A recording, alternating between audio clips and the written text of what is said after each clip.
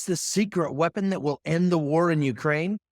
I got a chance to talk to some experts last night, and they really believe that there's a new kind of technology that's being applied to the industry of military drones that is going to make all the difference here in Ukraine. This is a technology that's actually being developed and tested specifically for this war, but it will change the face of warfare globally around the world forever. What we're talking about are drone swarms that will kind of work in tandem. There'll be drones that go out and essentially cover large areas of territory to deny that territory to the enemy because they'll first send out reconnaissance drones. They'll go out, they will stay within a geo-fenced box, and they will basically photograph every square inch of land inside that area. Then they will go out again the next day and the next day and the next day, and they'll give the commanders a picture of what is changing on the battlefield. They'll be able to tell in such detail that if somebody so much as turns over one shovelful of dirt, that AI will be able to pick that out. So it's far too much data for human beings to process. But what's going to happen is they're going to bring these millions of photographs back and feed them into a computer that will actually, this system will use an AI to determine what has changed on the ground from day to day. And that'll enable them to pick up where the enemy is moving and where they're setting up and what are actual targets of opportunity. So the AI will actually be identifying targets and then sending those to a live person that will then rank those targets and make target packages based on, let's say, 10, 15, 20, 100 packages at a time, things that they want to blow up. Then another set of drones will go out in a swarm and they will be delivered onto the target area by a larger mothership drone. Now, in October 2016, the DoD successfully demonstrated one of the world's largest micro drone swarms at China Lake, California. The test consisted of 103 Perdix drones launched from 3 FA-18 Super Hornets.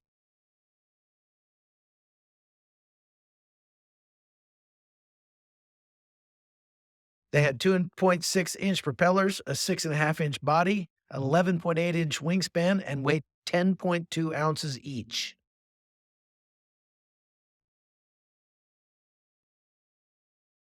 They could execute various missions. They demonstrated advanced swarm behavior such as a collective decision-making, adaptive formation flying, and self-healing. They're doing radius orbits. They're capable of conducting low-altitude intel missions, and work is being done on a new design which will include more advanced autonomy. The technology behind this is still being developed, but it's really amazing, and I can't share all the details of it, but right now, we don't want to tell some people things they don't need to know, but suffice it to say, this stuff is coming on quick and they've got big contracts to make this happen very soon. So a mothership drone then delivers these smaller drones, like suicide drones, to the target area. And each one of those drones is individually programmed with a target from that target package that was identified earlier. And so then it basically just dumps those drones out into the sky from a certain altitude. And each one of those drones spins up on its way to Earth and then delivers itself to the location that is programmed to hit.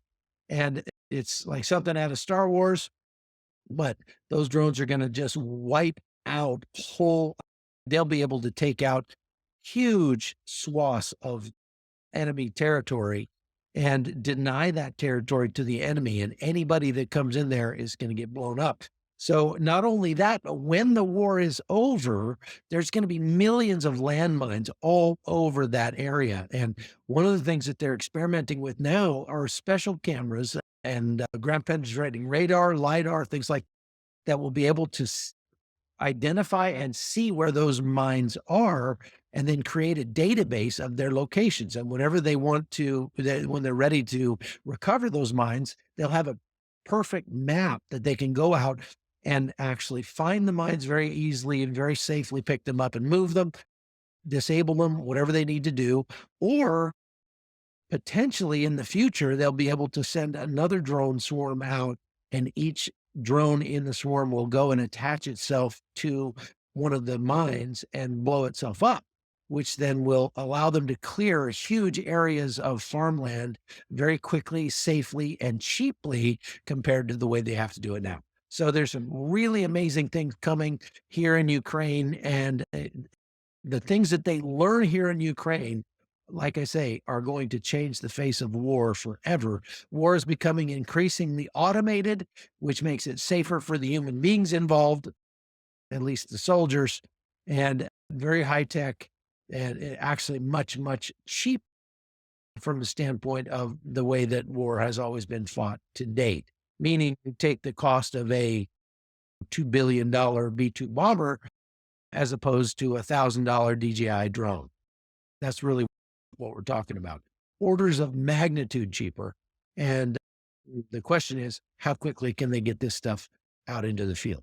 So there are groups of experts here, many Americans and people from around the world, who have converged on Ukraine in order to put these systems together and put them out in the field and test them on the job as soon as possible so that Ukraine can get this war over with and get back to trying to rebuild their country. One more thing about that.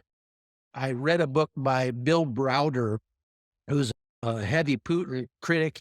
He's the CEO of Heritage Capital and lived in Russia for many years, really understands the Russians' mindset. And one of the things he talks about as a potential big deal for helping the Ukrainians recover after the war is that there are currently $380 billion of Russian assets that are frozen around the world that belong to the Russian government. And with a little bit of change in international law, which is totally doable, they could seize those assets and deliver them to Ukraine for reconstruction once the war is over. And I think that since Russia broke it, they should have to pay for it. All right. Thanks for watching. Thanks for listening. Have a good week. We'll see you.